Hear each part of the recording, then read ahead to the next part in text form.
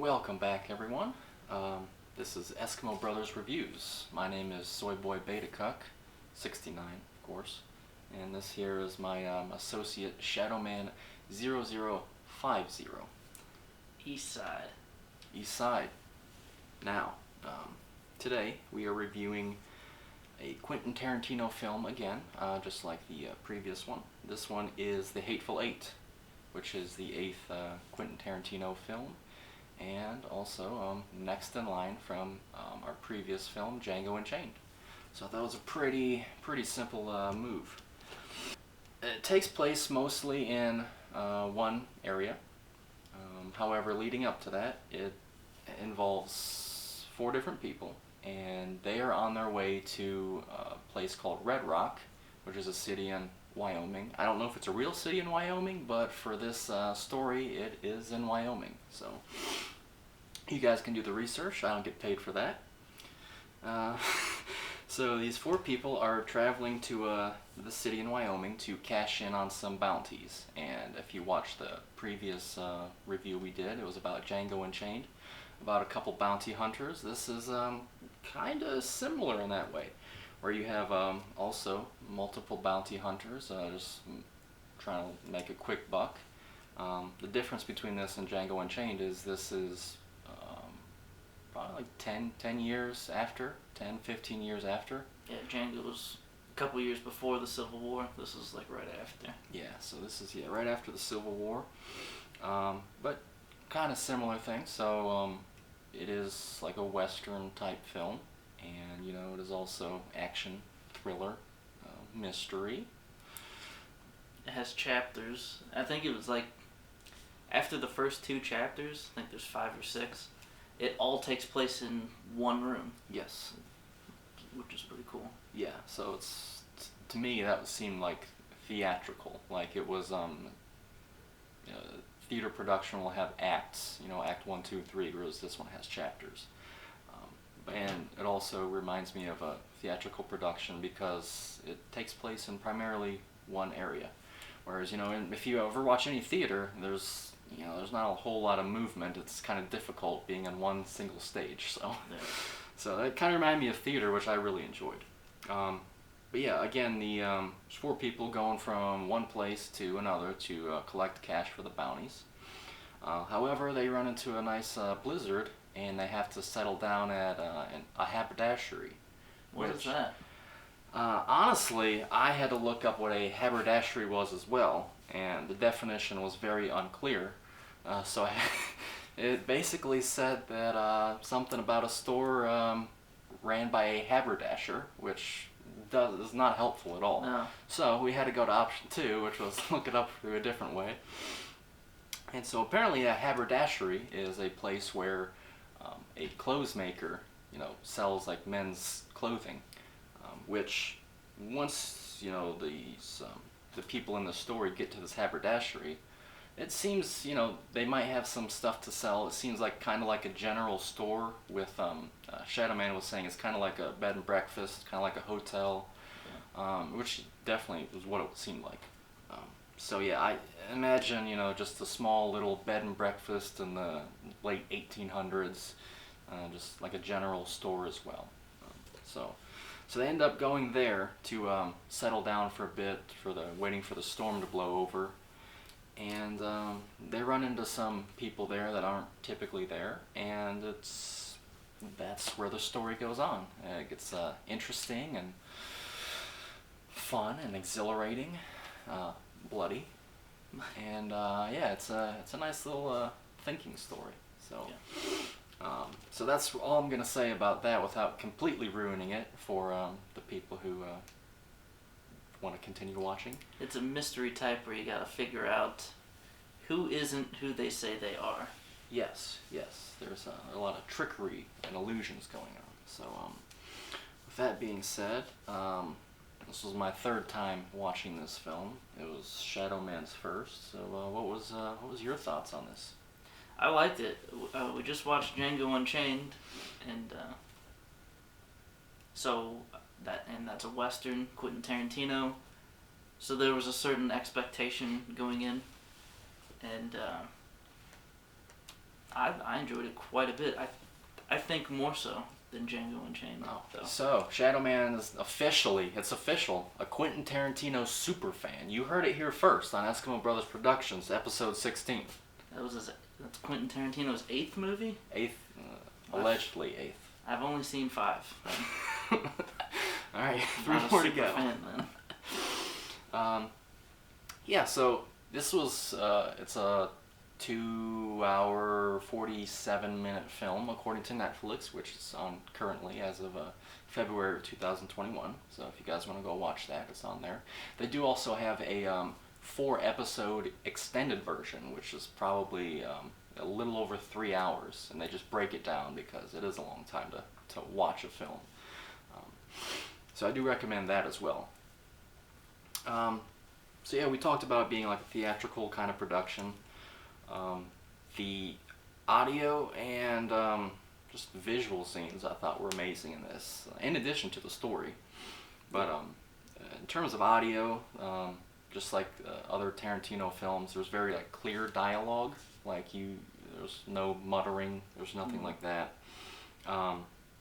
You have the background sounds like since it takes place in this wooden kind of cabin thing.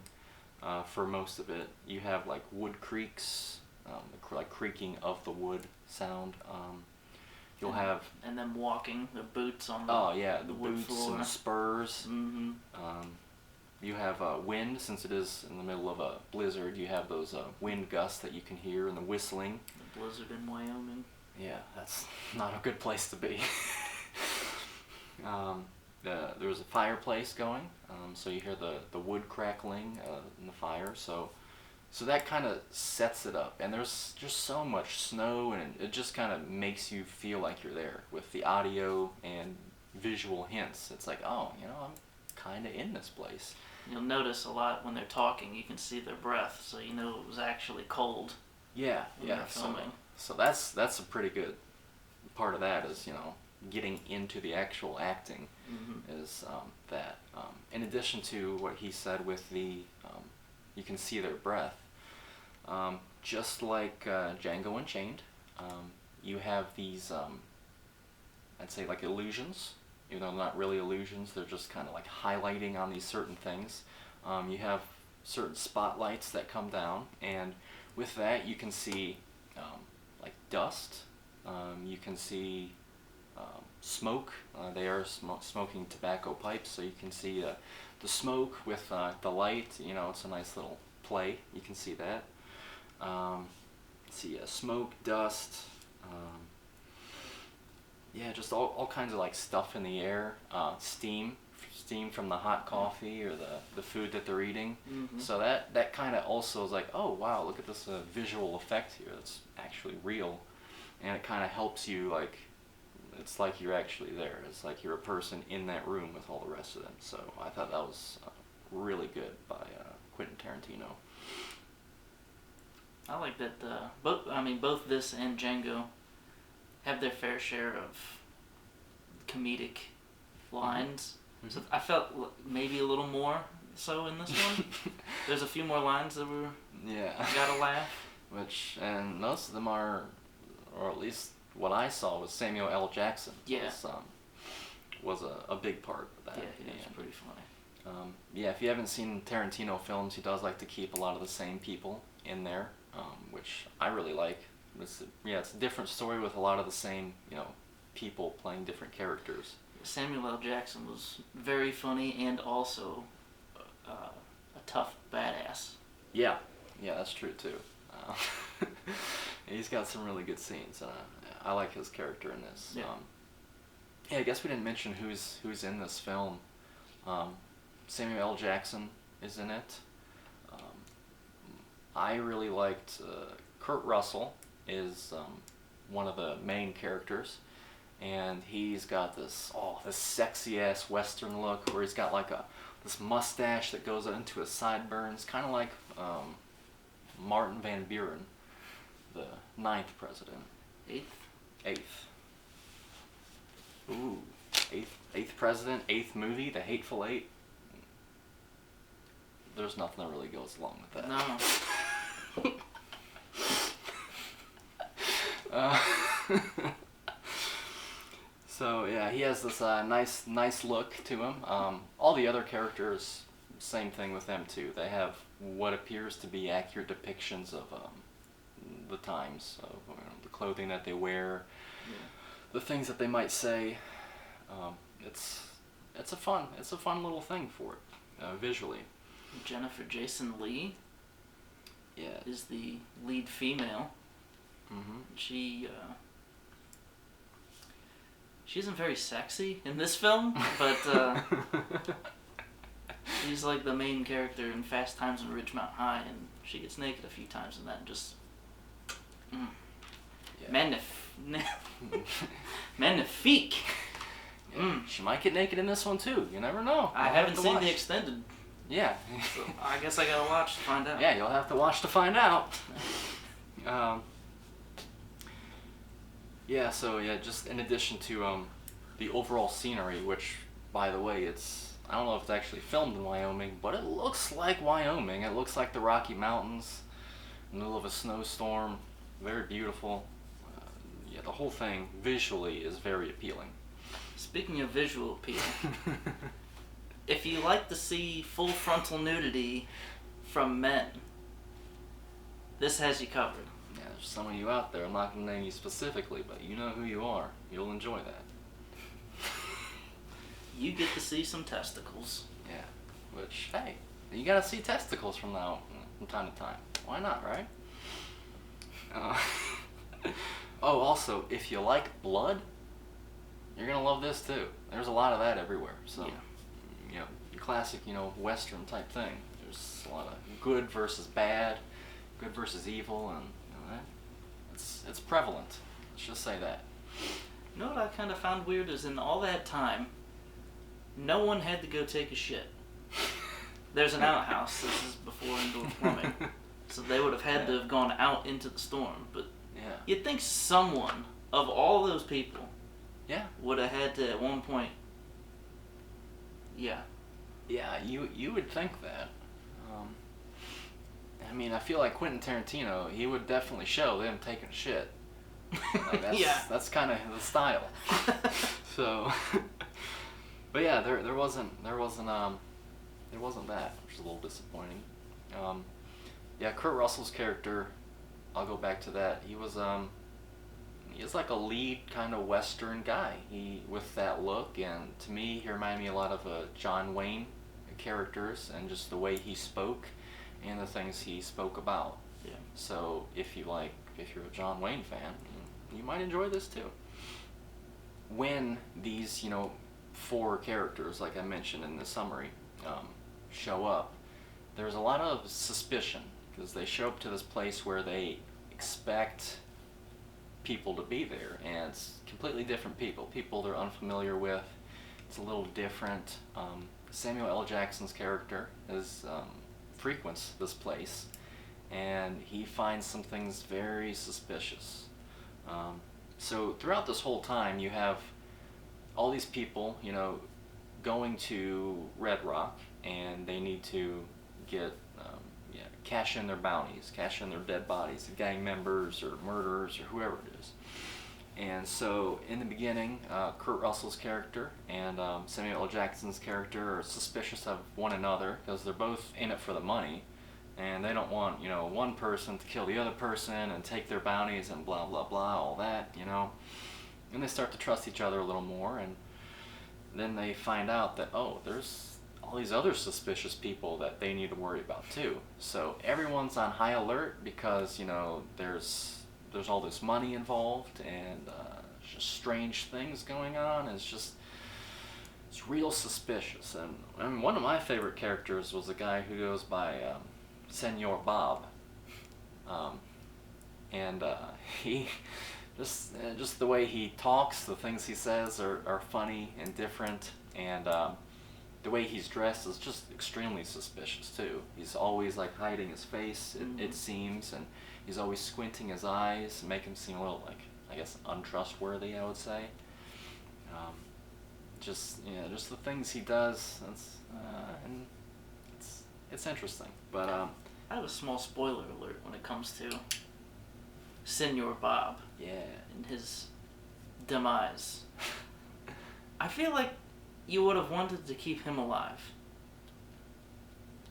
Because he knows Senor Bob and at least one other person there is in on it with him. Yes. So why wouldn't you shoot Bob like in the ankle and then like torture him till he gives you information? Yeah. Yeah, Instead he just kills him and now he's useless to you. Yeah, there are... What I would have done. Yeah, I guess there were parts towards the end that were kind of... I mean, you think about it like after the fact, you're like, wait, you know, if I were in that situation, I guess maybe it's hindsight too, like I might have done this differently, or I might have done that, you know, to save myself from this or that or whatever. So yeah, that's something that I guess you could kind of go against for the film, but overall I thought it was really well made and visually amazing. Dialogue was great, audio was great, acting was really good too. I got one other weird nitpick here. Yeah. About halfway through the movie, suddenly we have a narrator. Yeah, I did not like that either. And then it stops, but then the narrator comes back one other time. So there's just two little spots in the movie that's narrated. Yeah. Out of nowhere.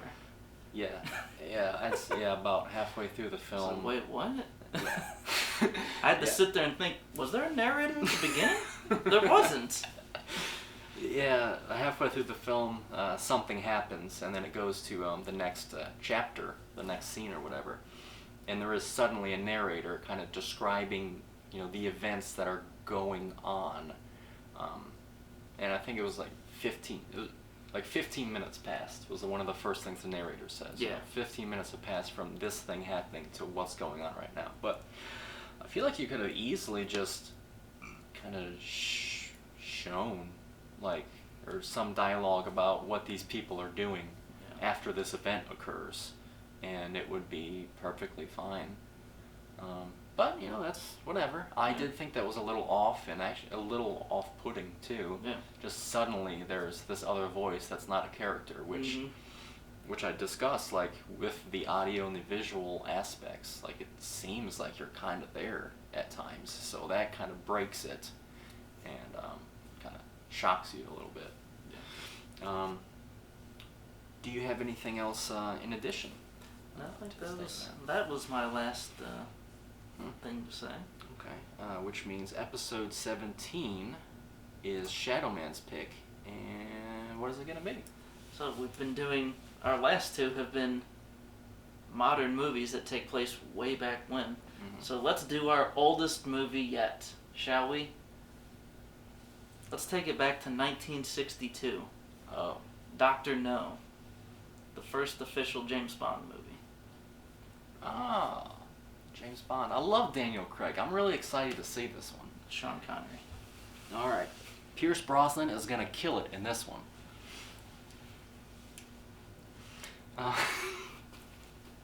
He was probably like 2.